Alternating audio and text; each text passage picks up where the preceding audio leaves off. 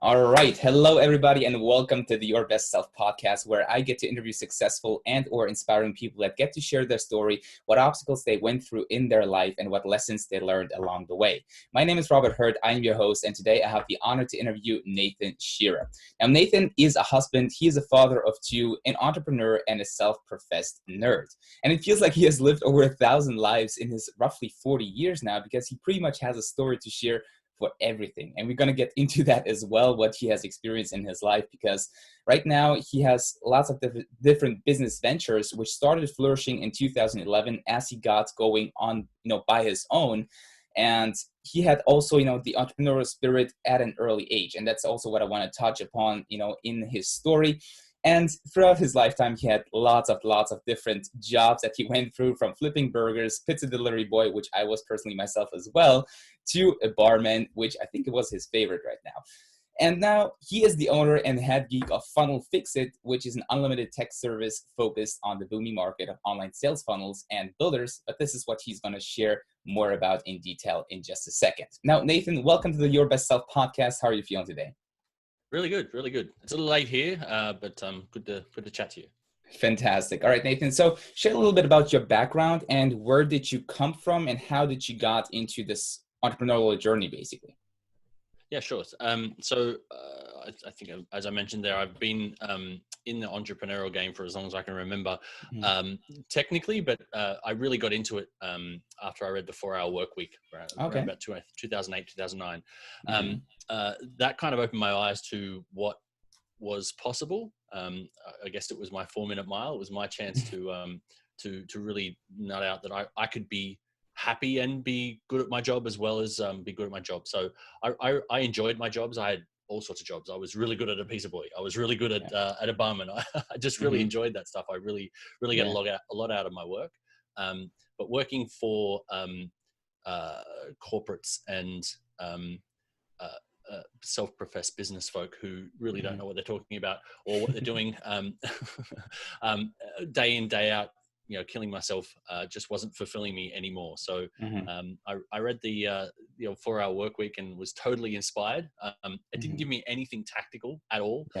Gave me stories about how to cheat on your job, which doesn't really help anyone. But it certainly was the inspiration for me to look at entrepreneurship seriously and start working on some ideas.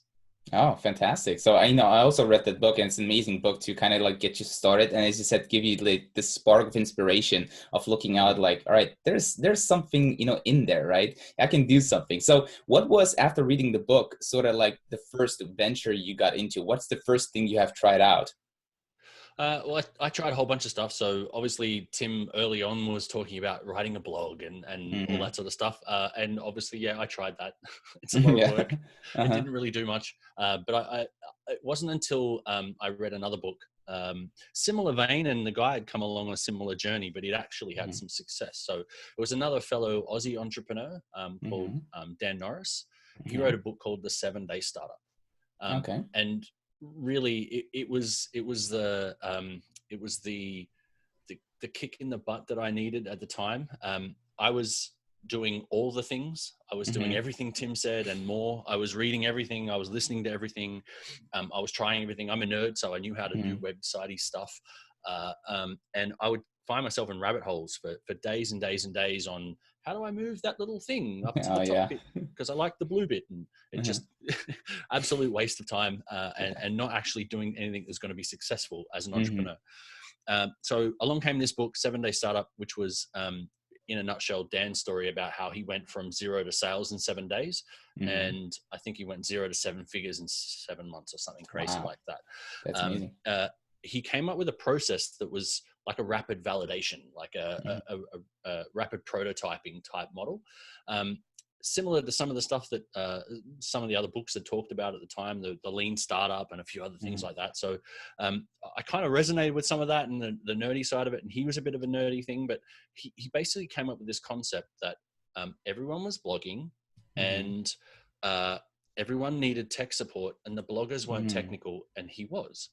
So he said, what if I, like, you all you people out there use WordPress, so therefore I know WordPress, how about I come and do all your WordPressy stuff for your simple blogs? Because they were technically very simple, but people didn't know how to do that. Didn't know how to do that little move the blue thing up to the top bit. But he did. He knew it really well. So he said, how about I do all your blog stuff? You send me an email. I'll get it done for you. And it'll be $69 a month. And everyone said, yes. How do I pay you? So he wrote this this process down afterwards. He basically, again, in a nutshell, is this a good idea? Do I know how to do it? That was his day one, ideation on the idea. Day two was an MVP. So guys, I've got this idea. Would you buy it? And everyone said yes. So, okay, MVP, that's my minimum viable product. I know what I'm doing. He came up with a name on day three, which ended up being called WP Curve. I think he went through a few names at the time. Day four, he went and built his website. So here's how you pay me money for this thing that I'm telling you what it is. Day five, he came up with a marketing plan. I know how to get in front of bloggers. I'll go onto the podcast that they all listen to, and spread the word there. So that was his little on one page, a 1 day marketing plan. Day six was, he came up with this concept called the one metric that matters. So, what would make this successful? And I think it came out something like, how many podcasts could I get in front of? How many blogs and things like that. So that was people signing up. And day seven was get off your butt and launch it. Which trips up a lot of people. They get to that last bit. Oh, I've got this awesome thing I'm launching in 12 months. Why not today? Let's do it today. So it wasn't until I read that book that I really had like a tangible, tactical, I know what I'm doing now. I could do all of I could get all these little entrepreneurial ideas out of my head and actually run them through and a process and go live with it. So I think I read that book in July of 2015. And then in August of 2015, I went through my first process with it. I launched a online coffee selling business in the keto wellness sort of space. We were actually selling the Bulletproof coffee brand here in Australia. And we went from 0 to sales in 7 days, just like Dan did, and 0 to 6 figures in 6 months. So that's my first entrepreneurial venture success. That's fantastic. And it's amazing. I love the idea of the 7-day startup. I've never read the book, but I've heard about it. But I just, from hearing it, it feels like it's a great process because a lot of people overanalyze a lot of things. They, just think about it all the time. They plan and plan and plan. And as you said, I'm going to launch it in like 12 months from now, right? Because when university was, the same way as well, where I sort of made all those crazy plans and I, put it down on paper. I planned it all out. And then it came time to kind of like launch the thing, and then all those thoughts started kicking in, and then you were just like not doing it. So I love the way of the 7-day startup, and it's an amazing story because it goes to show that it actually works, with what you did then, right? And it does, absolutely. Fantastic. And what's sort of like obstacles have you had during that time, perhaps, where you were working on the 7-day plan? Basically, you followed the book, right? And you were launching the business. Have you had any struggles or any obstacles that perhaps went through your mind all the time? Absolutely. So running a business is hard. Running a physical products business is hard. Running a low margin import distribution e-commerce business is, I don't recommend doing it. It was my upshot from that. It was hard lessons to learn. I learned everything I know about marketing from actually talking to customers and doing the do. So I did everything from running the ads to doing remarketing to do data analytics to tracking pixels and all that sort of stuff. So it was a really fast start lesson, deep dive, but lots of fun. I didn't make a lot of money out of the business in the end, but I did make a million successful learnings along the way. One of the funniest stories I have from the whole thing was actually during the launch week.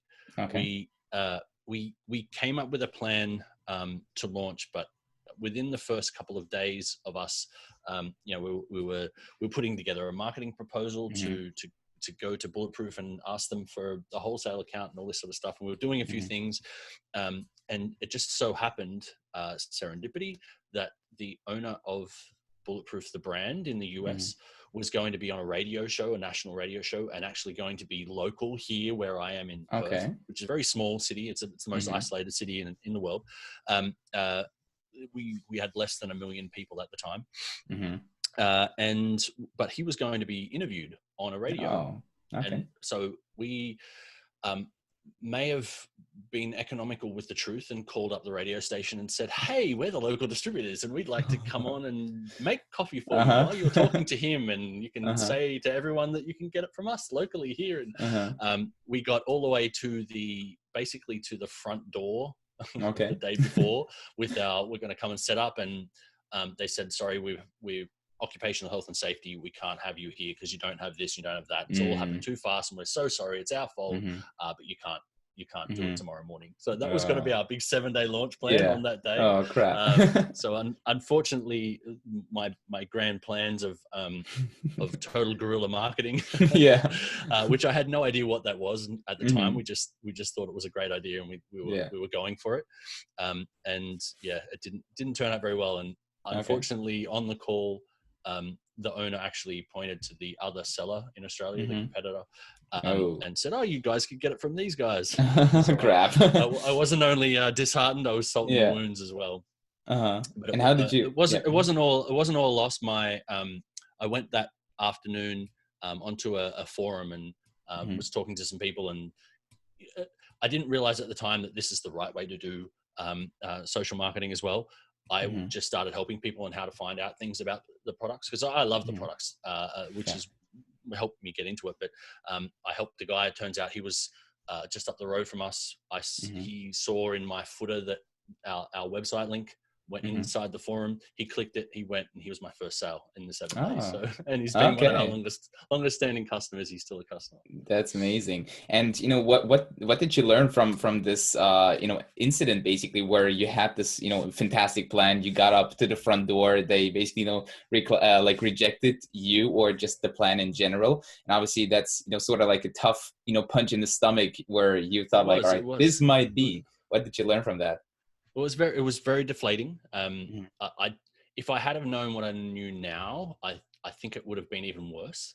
We didn't know that we were doing guerrilla marketing. We didn't know that we were trying to go viral and all these things that if I had have known about, I would have probably put some more engineering thought behind it. So when it actually did, like, last minute absolute no go, I think I would have been soul destroyed, rather than just, oh man, didn't quite work out, and we were going, but it didn't stop us. It certainly it was a crazy goal, and it didn't kick off. And so I need to remind myself, I think that's a big lesson, is always have those big, bold, audacious goals. I think they're really, really important. But what's that saying? I can't remember that saying now, but if you shoot for the stars, you will still land on the moon, or something like that. I think it's still a good, it's definitely a good mindset to have. Yeah, fantastic. And when, now, since this plan didn't work out, how did you got this business off the ground, basically? What did you do after that? It was total hand-to-hand combat, pretty much, for the first 6 months. So we were early with things like Facebook ads and especially Instagram ads. Instagram ads for us we absolutely dominated, because no one else was doing them. I was getting, at the time, 5-cent sales from Instagram ads. Oh my God, that's amazing. I didn't even realize that ads were, because we ran them at the time. We were running them. They were on a separate platform to Facebook as well. So I don't think it was prior to the sale, but I think they were still separate in where they were placements and all that sort of stuff. If we can get all techie for a moment, but we were so early, we didn't know how to set them up properly, so we had to use a third-party tool. And so this tool, I never logged into it. I set it up and ran it, and we were getting sales from Instagram, and I was like, well, that's really cool. And then I thought, oh, it must be those things over there, and I never got back in there. And when I got back in, and something went wrong, the platform actually got shut down. I think they might have been purchased by Instagram. they stopped charging my card and the ad stopped working. So I logged in there and went, whoa, these numbers are incredible. Okay. Please give it back. But they'd moved on to greener pastures, unfortunately. But so we were early. I think we got lucky there with a few of the ad platforms. We weren't spending a lot of money. So that's something I definitely tell a lot of people about. We did need to appear everywhere. And a lot of that was hand-to-hand combat. So we were doing, I was setting up with my wife, because I didn't know the platform, Pinterest. She knew how it worked. So as a consumer perspective, I was like, how do I, and what do you do there? And what do you do?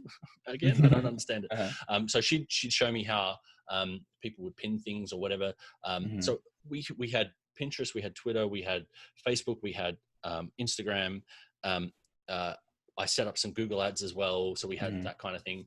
But I think the biggest thing I learned from, and this goes back to the Tim Ferriss days as well, was you needed to have a blog. So I would just start writing some stuff. So we loved the bulletproof stuff. So we knew about the keto ice cream, and we knew about like how to make the coffee on the run. We knew about where to find good butter, which is still our highest performing SEO click on the entire website since inception, and we don't sell butter. Okay. Well, probably you should. So it really came down to it was a lot of hard work, a lot of elbow grease and passion, blood, sweat, and tears in there. So we didn't spend a lot of money on advertising. We would spend the minimum to be everywhere. So, I had some automation tools back when they were still okay to use. So I could just have something happening pretty much everywhere. And we would see a trickle of things, but I think what it came down to was not so much I put up this thing on Pinterest and it got a click and it got a sale, and therefore it worked. Or I put this thing up on Pinterest, it got some clicks and didn't get any sales, so it didn't work. For me, I didn't look at it like that. I looked at it like someone saw my thing. And maybe they'll come back later over here, or they'll talk to someone else about this. And did you know you could get it from somewhere else? And, another thing that played into our favor was the fact that the competitor was so bad at customer service, and we were so good at it. So, that's fantastic. Eventually you keep doing the same positive things. You keep helping people. I don't think it'll work every single time, but it certainly worked for us. Fantastic. And how long have you been working on the business? Are you still working on this business? I actually sold it last week. Okay. Oh, wow. Congratulations. I hope it went well. I hope it went well. Yeah, really well. Fantastic. And have you been working full-time on the business, or, while you started it, basically, have you been working, another job next to that? Back when I started this business, I still had a full-time corporate job. It was definitely a side project. Okay. With e-commerce, physical products is a little bit harder than like things like drop shipping and stuff, because you still had to maintain stock levels, inventory, packing and picking and shipping and all that sort of stuff. So this lovely office space you'll see behind me now has books. Before it used to have packing equipment and the shelf and coffee products and things like that. So I was able to do things like pack in the mornings or pack in the evenings. I would spend some time with the family. Family would go to bed, and then I, being a night owl, I would sit up and pack orders. And I'd listen to podcasts, and I'd be able to do things. One of the best things I got was a set of Bluetooth headphones, so that I could have my hands free while I was listening to something. Absolute game changer. So I managed to listen to, I think, 100 days worth of podcasts in 2 years or something. Wow. 1/3 of the year or something. So I was able to do the full-time thing. I would pack orders in the evening, and then at first I was able to drop the packages on my way to the office or something at the post office.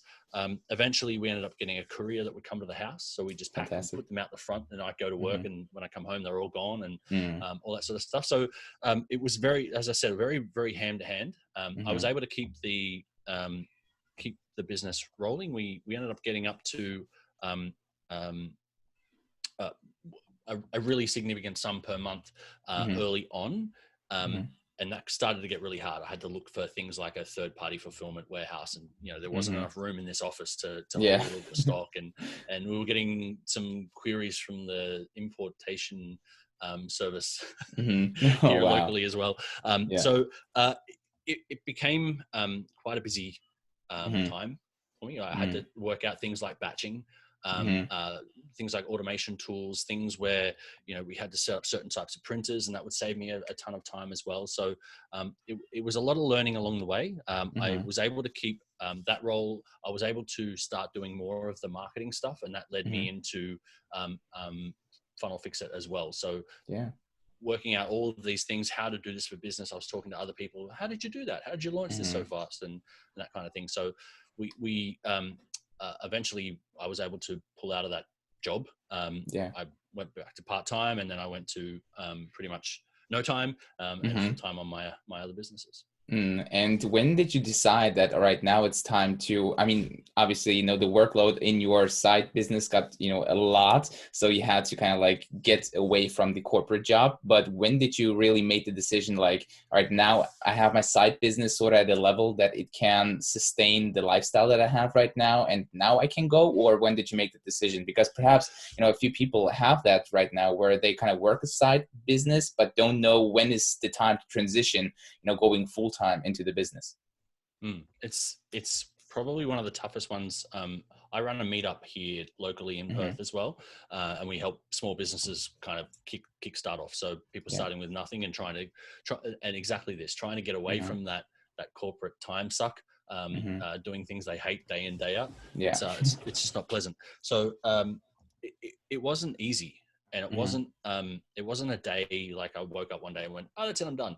Hmm. It really happened over time. Hmm. I had some rough periods where um, it was hard to say this was successful when Hmm. your boss was writing you about something that was falling at work, and even if it wasn't Hmm. your fault, or it's like, well, this is not important. Like what we're Yeah. doing over here isn't important to the world. It's not Hmm. important to me. It's not important. And what I learned from that was that's really a leadership problem. And if I Hmm. put myself in that business's shoes, I would have the tough conversation. Yeah. Is your side gig pushing you too hard? So Hmm. and as that person on the other side of the fence, you kind of, well, I don't want to have these conversations. I don't Yeah. want to let them know that I'm Hmm. on my way out, Hmm. because you might be pushed. But Yeah. also, when those tough conversations come up, then they can use it against you. They can say, Hmm. well, you're focusing too much on that. Yeah. You're not doing your job. And I mean, I never did anything during the work hours. Hmm. So um, it's just a mindset thing. There's a common, uh, I guess, misconception and saying that's used, like, never read the newspaper at work. And Hmm. I think actually it's in Tim Ferriss's book. I think he Okay. says, don't ever read the newspaper at work, because Yeah. that perception of you slacking off, even if it's your Hmm. lunch break and you're catching Hmm. up on the finance and you're working in Hmm. finance, it's still seen as, something that you're kind of slacking off, you're not pulling your Yeah. weight. So if something happens, then that gets used against you, and things like that. So I'm sure it's ringing in a lot of people's ears. Oh man, so every day is like that. I hate that. Hmm. And it was for me as well. So it was definitely a transition period. There were some rough patches Hmm. with that kind of stuff. My approach to that was to try not to talk about it. Try not Yeah. to. I mean, I didn't want to upset people Hmm. when I was transitioning out. To think you're still stuck, and Hmm. I didn't want to rub it in anyone's face or anything like that. I certainly wanted to keep up appearances that I'm clocking in when I need to clock in. I'm clocking out when I need to clock out. Hmm. And that's the pound of flesh you get from me. Thank you very much. I've got some other things that are really Uh-huh. cool, and I'm working Yeah. on. I'm helping people and enjoying myself. So um, that was my driver, and the why really helped me through those rough times as Hmm. well. So I knew that I had to get out. I knew that I had something that was going to get me out. Hmm. It turned out it wasn't actually butter coffee that was strong enough to get me out. It Okay. was moving into marketing and running an Hmm. agency and building a team and focusing back on that technical strength, Hmm. which is what got me into the businesses in the first place. Hmm. That really was able to give me enough runway and enough, I guess, surety of work and enough Yeah. validation that there was enough business out there, and I didn't have a low margin. I didn't have the problem with the products. And I didn't have all these, if, whats and whens that were coming with this kind of rough business that I really didn't know what I was doing. I could focus back on the stuff that I was sure of. And I also had these other, fallbacks in case something bad happened. Yeah, fantastic. And how was Funnel Fix It then born? Because obviously you said, you were always into the geeky stuff, into the techie stuff. But when did you kind of like realize, all right, the business, the keto business, bulletproof, it works. There's, we are, making some revenue here, but I need to go back to what I'm passionate about, where sort of my zone of genius is. When did you realize that? Yeah, absolutely. So it actually came full circle. So I had that my first 7-day startup. We did it again with a green tea business. It wasn't as successful. We were a little bit too early for the product here. It was a high end, and Australians don't like paying a lot of money for tea. I think we get that from the English. And so I really started to dive into the marketing. I loved the marketing side of the Butter Coffee business. I was enjoying it. I was listening to all sorts of marketing podcasts. One day, I think it was in 2016, I was listening to Rick Mulready's Art.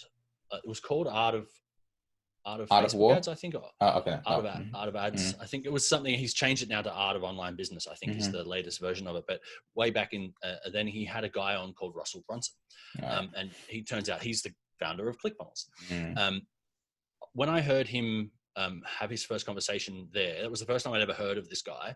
I immediately gravitated towards like how simple he made the technical stuff sound.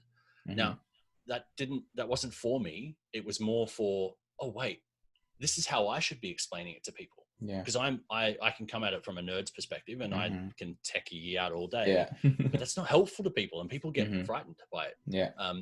So when I heard him say, don't sell a website because websites are dead, that was his whole shtick at the time. The way he explained what a funnel was, but what the alternative was, in my head, it was, oh, this is what the alternative. That will make so much sense to people. Now we're going to completely upend the industry. So I dove all in on his stuff. He had some incredible marketing. He had a really great way of explaining a lot of the concepts that I was geeking out on anyway.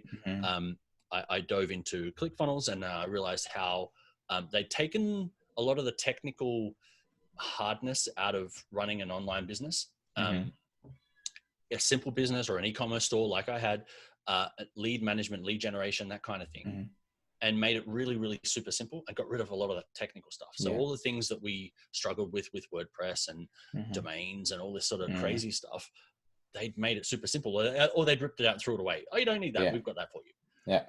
So I immediately fell in love with it. I immediately fell in love with him and the whole platform and everyone doing the same sort of stuff. So when I joined, I had a community. I think there's 250,000 people in there now or something. But when I joined, it was less than 20,000 people, and we were all very early days into this whole this funnel thing. But what I realized was I knew the platform back to front almost immediately. And I was able to take it and tweak it and do things like CSS and JavaScript and stuff, little bits and pieces to make it do stuff that most people didn't know how to do. And what the epiphany that I had, it was towards the end of 2016, I think. Generally, the end of the year, I have a kind of an end of year, like I can relax. It's a Christmas time kind of thing, but my entrepreneurial brain keeps going. So that week between Christmas and New Year's is the perfect time for another 7-day startup. So my brain goes, I've got plenty of space and time. No one needs me to do anything apart from hang out with the kids here. So I came up with an idea for, what if, back to Dan Norris's book, what if I could do like that WP curve, that like support for WordPress? What if I could do that for ClickFunnels? And I obviously knew the process back to front. I knew exactly what I needed to do. I knew this market. I knew the people, the platform. I'm gonna launch this thing. So I came up with a name. I knew the idea. I came up with a name. I came up with a simple landing page. I may or may not have taken license of a few of the images that were available at the time from the same platform. I didn't call myself ClickFunnels. I call myself Funnel Fix It. But I basically went, whatever Dan did for WP Curve, I'm going to do that for ClickFunnels. I launched that business January 1. I think it was 2017. I think we've been around for 4 years now. Be 2016. We went from 0 to sales in 7 days and 0 to six figures again in 6 months. That's amazing. Wow. I definitely should, check out 7-Day Startup. It sounds like an amazing, way. And, Funnel Fix It now, is that what you do basically mainly full-time? That's your main business, right? Yeah, absolutely. All right. And we've managed to tap into something that's, I guess, heading up hockey stick growth, which is the online sales funnel, lead generation, online marketing agency type thing. There's a lot of that happening. A lot of people moving their businesses to an agency model, or they're moving into agency because everyone needs digital services, and people are niching down and saying, I support chiros here, or I support lead generation for roofers over here. So people are niching down and supporting businesses with these types of digital or online or lead generation type services. Invariably, they all need the tech. It could be the agencies that need the tech. It could be the business owners that need the tech. It could be the entrepreneurs that need the tech. We provide the tech for basically the entire, not just ClickFunnels. We'll do it for everything. And it's certainly struck a chord with certain people. That's amazing. So you don't do only ClickFunnels, but also WordPress and, all the other funnel builders? Yeah, pretty much everything. So we started obviously with ClickFunnels. That was the niche, but most people have other things integrated, bits and pieces here and there. So we basically said, look, we're agnostic. It helps us fill a gap. So you could go to the support that's available, but they're only going to be able to stick within that walled garden. They're not going to be able to help you with other stuff. So and how does that work then? So you basically do not provide this service of building the whole funnel. You are like, as you said, tech support, right? So let's say, I'm a client, I have some sort of funnel, whether that's in real estate or apparel or whatever. And I have, what kind of like problems or like solutions do people love to find, and how they approach you then? So generally, people would come to us knowing that we can solve any of the problems, or we can do customized things. So my go-to-market was we're a low ticket monthly service, and we're here to support you. We're the peace of mind if you want to go the low end, or we're the helping hands if you want to go the higher end. We would obviously get people coming in trying to use us to do builds. Now, the back and forth on a full project is really hard with resources that aren't there all the time, and they can change and things like that. So we have build packages as well. So that's something that came along. That was just something that people kept asking. So we ended up coming up with some build packages. People would invariably say, there's custom stuff that you've built. Could you put it into a web app? Okay, well, my developers know how to build web apps, so we've added web apps. Do you know how to do mobile apps? Well, yes, we've built some mobile apps before, but we can't go to market and say we're everything tech and we'll do everything for everybody, because that usually means you don't do anything for anybody. So we started with the funnel stuff. We'll get into businesses that are doing really well, that are taking off, that are launching. Invariably, they'll add more things to their tech monster, and we'll be the ones that usually build it. Oh, that's fantastic. And it's also a pretty good model, right? So people pay monthly for the availability of a service, right? And probably sometimes people simply don't use it, right? Because they don't have anything that they need help with. Correct. That's amazing. So it's just like, in the gym membership where you have it for like 6 months and you don't use it once, but you're still paying basically, right? So that's pretty cool. Nice. And what's next then? Do you plan to have another 7-Day Startup at some point? I have them all the time. So I obviously the model works for me. It's something I can wrap my head around a project now. That I absolutely encourage you to read the book. I've got a simplified version of the process that I wrote out on my website as well. But that day one ideation, when people are pitching ideas to me now, I I have this 9-step I've Dan's 9-step process. I've got my version of it in my head all the time. So do you really want to do this? Do you know how to do this? Is it something you've done before? Do you know where you're going to get your customers from? Do you know who your customer actually is? I've just got this process that, and it might sound, if someone pitches me more than once, they're like, you asked me these questions before. Yeah. They're important questions. You kind of need to know how they work.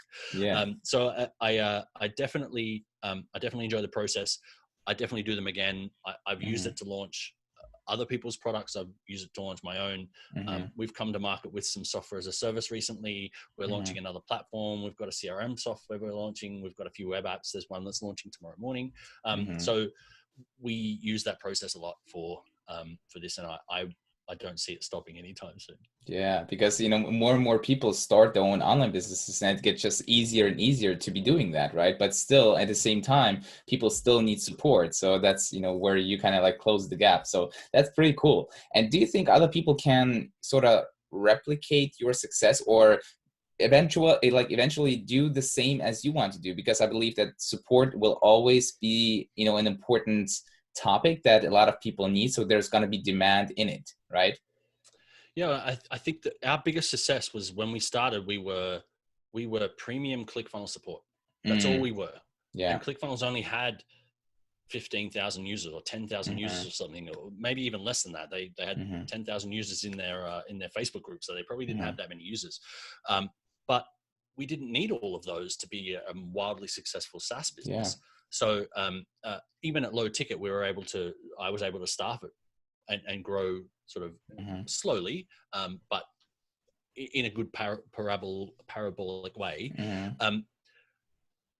And we were able to expand our niche from there. So because we niched down, we were able to capture a small segment of the market and then grow from that. And obviously if people, we were able to grow vertically with those customers as well. So those customers want more things. It kind of worked out. And obviously any online business is going to need other things. And if you're able to create some success for them here, you might be able to grow it over here or change it over there or give them something new, or and there's no shortage of other things or products and packages and services that people can add to their businesses to make more revenue or more recurring revenue and things like that. So because we niched down, I think that's why we were successful initially.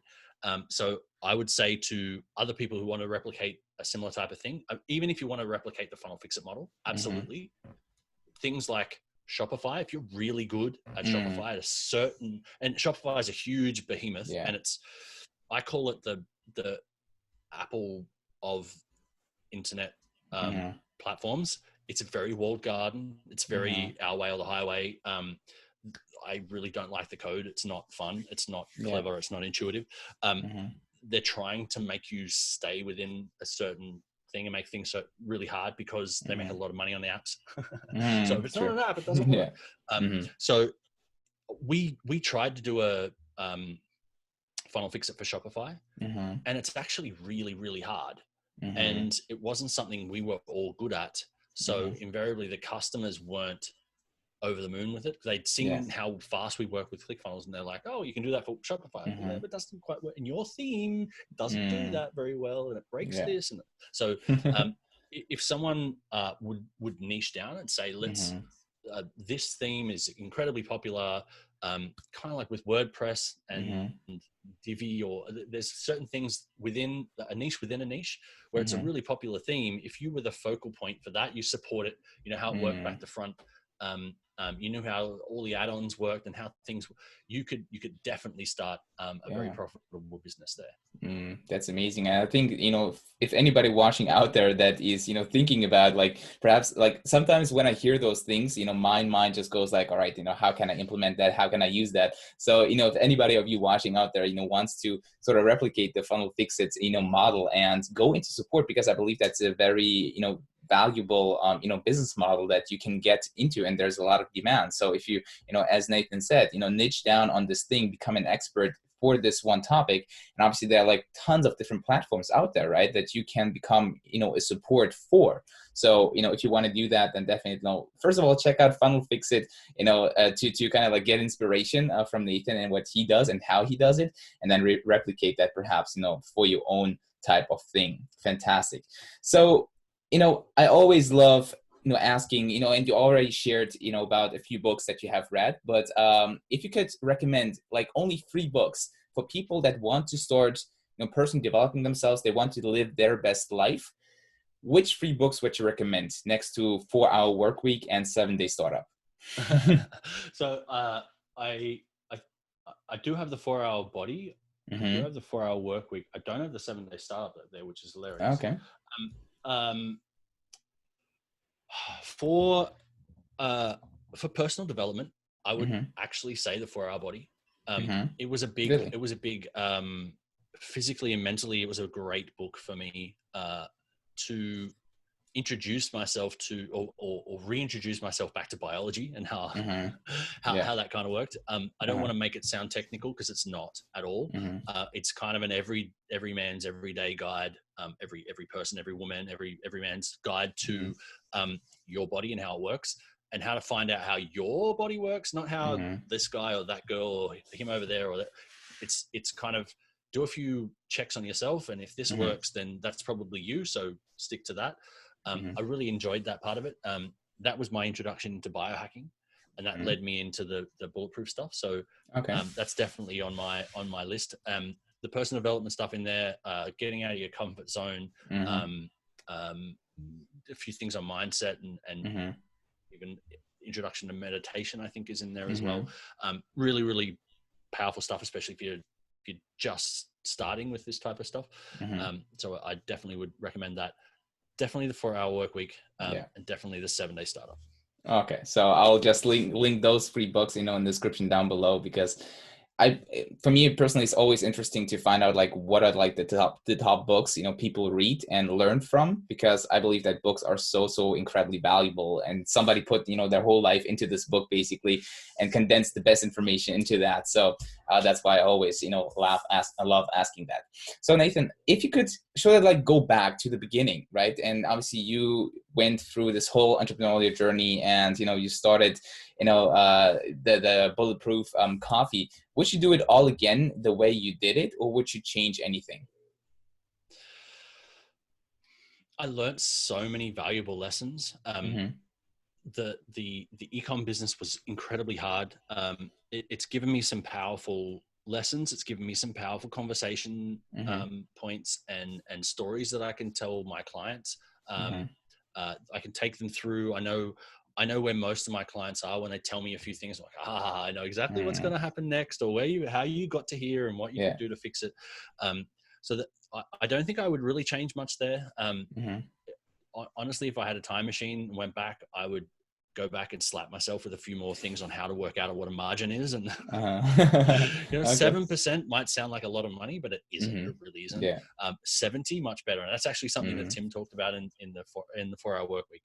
Mm-hmm. And I'd selectively forgotten that when I Mm-hmm. did my own analysis on the business. Uh-huh. So if I had my time over again, I would Mm-hmm. look at the numbers a bit more detail. Okay. And what advice would you give your younger Nathan, basically starting, his whole entrepreneurial journey? Um, uh, if they were around back then, I would listen to more podcasts, but Okay. they kind of weren't. Mm-hmm. That really has been the catalyst for a lot of my ideas, ideation, deep dives, and things like that. Mindset. I get Mm-hmm. all of that from podcasts, just from Mm-hmm. Bluetooth headphones. Yeah. Do things you need to do, but have really good positive um, uh, um, energy going into your brain, basically, on a Mm. regular basis. Yeah. And do you have some favorite podcasts which you love listening to? Um, let me pull this up for you. I'll just go All right. through my current list. I have Fantastic. 16, 18, 20, 32 that I listen to on a regular basis. Wow. Oh my God.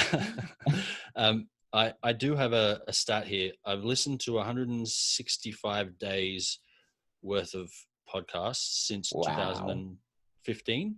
That's Um, crazy. 97 days of that I've saved by having it on a higher speed. So Okay. How am that like, certainly what's the helps as speed well. that you listen to? What speed do you listen to? So I started at 1.5, then I went to Uh-huh. 1.6, now I'm at 1.7. 1.7, yeah. I usually The listen to main, right now at 1.25, but I gradually increase that right now. Yeah. I definitely recommend gradually increasing. Mm-hmm. I've hit a point with 1.7 and I don't actually have to slow anything down. Uh-huh. Um, I listen to Sam Harris. Mm-hmm. Sometimes I need to re-listen to a couple of things, but they're really, really deep. Mm-hmm. But I really enjoy A16Z podcast. Mm-hmm. It's a technical one. That's from Mark Andreessen and those guys. Um, I listen to Tim Ferriss. I listen to Naval Ravikant. Mm-hmm. Um, I still enjoy a bit of Gary V. I listen to Okay. Gary V Mm-hmm.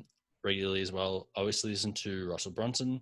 Mm-hmm. Seth Godin is Mm-hmm. fantastic. He's got a podcast called Akimbo. That's fantastic. Okay. Um, as I said, I'm a nerd, so I've got things like Security Now, The Flippening, which is a Bitcoin kind of podcast, Mm-hmm. and The Portal. Yeah. But yeah, I try and get positive um, positive stuff happening. I don't listen to Mm-hmm. anything sort of newsy or Yeah. anything like that. But I also try and keep it niche based as well. So if I'm Mm-hmm. deep diving on something on Amazon, I'll listen to some Amazon podcasts. If I'm deep diving on Mm-hmm. something on advertising, I'll listen to like Perpetual Traffic or Rick Mulready and things like that. So Yeah.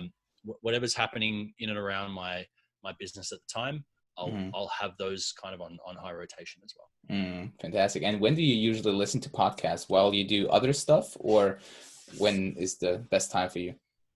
So if I have to write some copy, so if I'm Mm-hmm. writing copy for a landing page, I generally can listen to music and do that.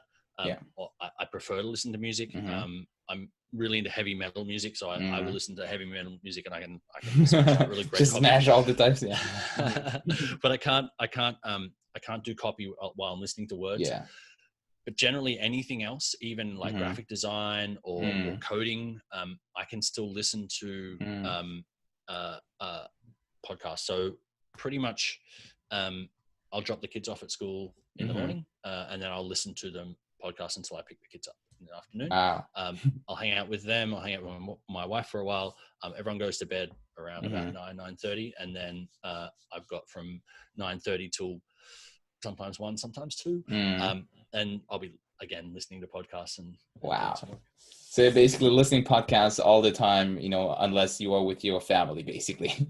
Basically. Wow, that's crazy. And do you have some sort of morning routine which you do, where you do something special, meditate or something like that? I wish. My meditation consists of me plunging my coffee. It takes about 15 seconds, but that's Uh-huh. about my meditation time. It's Yeah. very meditative. Mm-hmm. It gives me the same emotional release every morning. No, I don't. Mm-hmm. I really got into, obviously, as you've heard, I'm definitely a Tim Ferriss fan. Mm-hmm. I definitely got into morning routines. He introduced me to that whole thing. Um, uh, um, the Miracle Morning. I can't remember Mm-hmm. that guy's Miracle name Morning. now, Yeah. but I'm looking at Pat Flynn was a big Mm-hmm. fan of his. I'm looking at his book over there going, Mm-hmm. there was another one that gave me some more morning stuff. But what I found, because I've gone back to my natural state, which is being a bit of a night owl. Mm-hmm. Mornings for me is my bulletproof coffee. Yeah. Hanging out with the family and bulletproof coffee. As long as Okay. they're all happy and I've got my coffee, then everything else works out. I'm just going to get rid of that. Mm-hmm. One moment. Yeah, no worries. That's another thing to late nights. Turning off the blue light in your screen definitely helped. So my morning routine. Really, once I discovered bulletproof coffee and that intermittent fasting, so I guess that is my morning routine. I can get up, pounce out of bed, coffee, and I can really hammer out the next 3-4 hours without even thinking about food or thinking about anything else. I seem to have the same energy that I had before I went to bed or during the day, kind of thing. First thing in the morning, anyway. So, and I think that really comes down to the intermittent fasting part of it. So I don't eat anything. I just have that big fat bomb with caffeine in the morning. And when do you usually eat? Because for me, I just started intermittent fasting, basically where I wake up and I don't eat anything for around like 1 p.m. sort of. That's where I have like my first lunch. When is usually the time you eat then the first time? So today I didn't. Yesterday I had some soup, I think, at about lunchtime. Mm-hmm.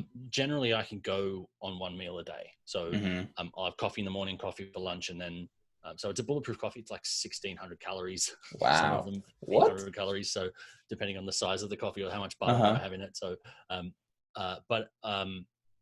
I'm really sustaining myself on the fats for that period. It's Mm-hmm. a bit more heading towards ketogenic than intermittent fasting. I know some keto people go, yeah, it's not, but it is a bit more for me. Uh-huh. My ketone levels are quite high. Mm-hmm.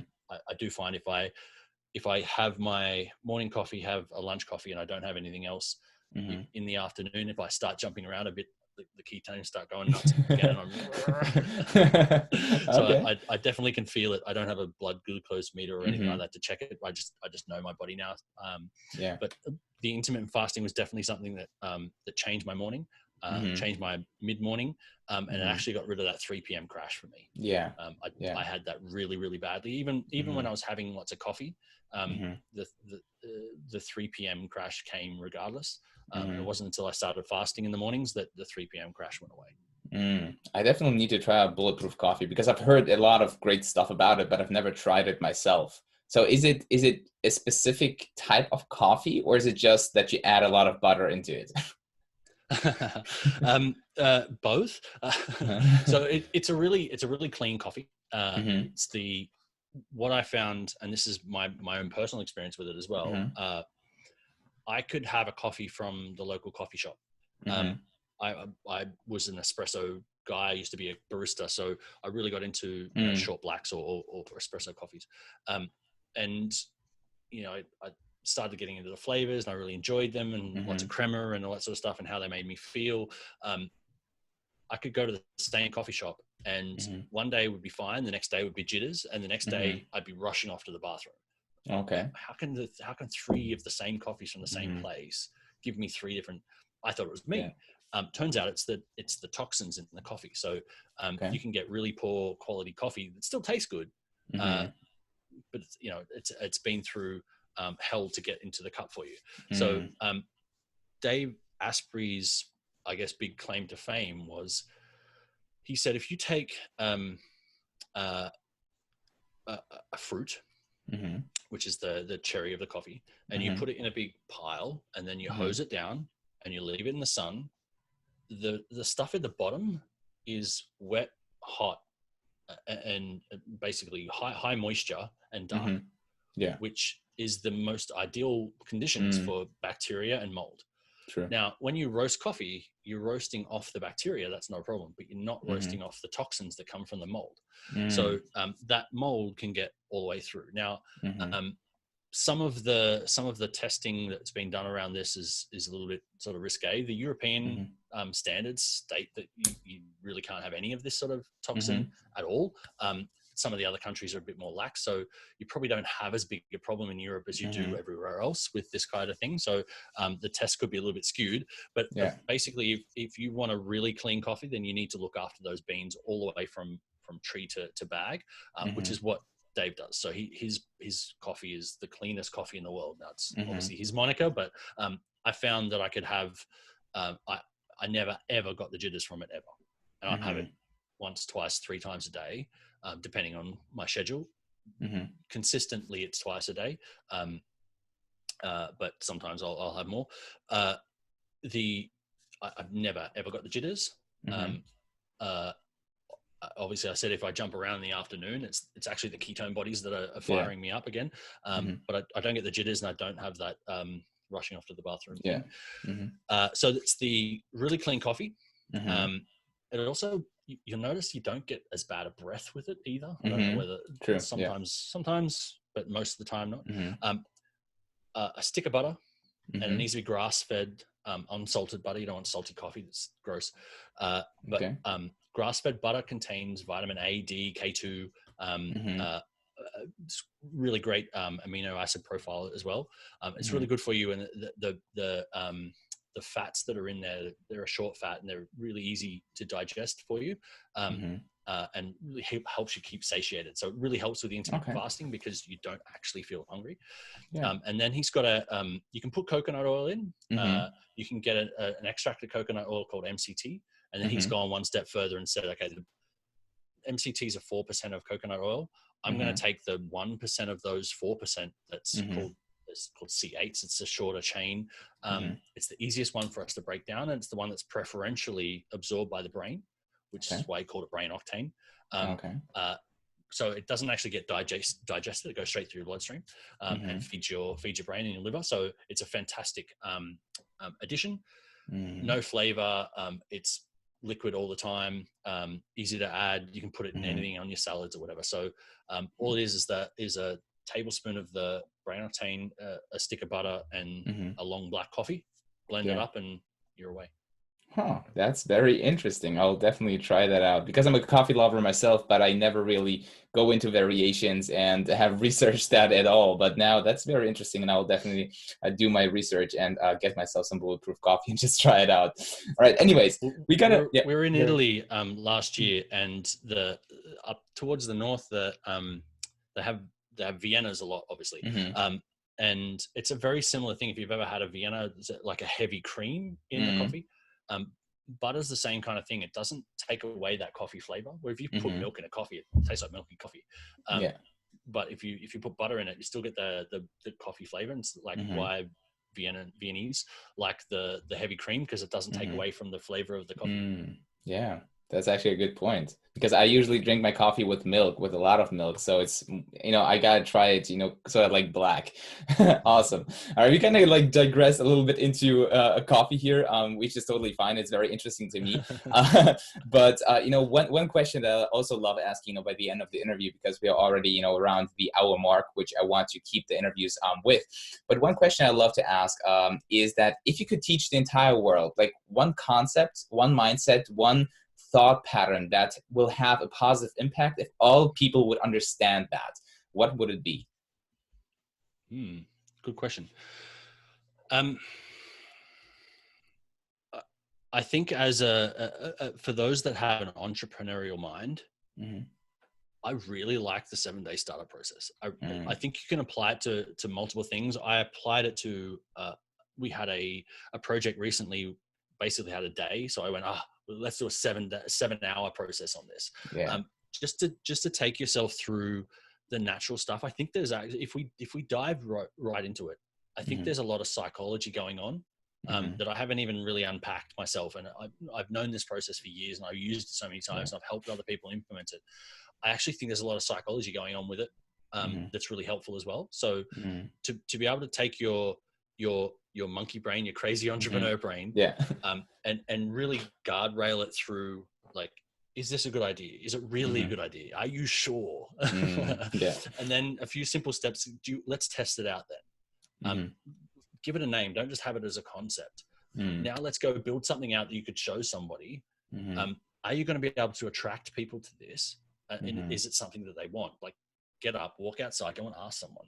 And when you do ask them and they say yes, ask them for their wallet. Don't just go, great, I'll come back to you later on, because you've lost them.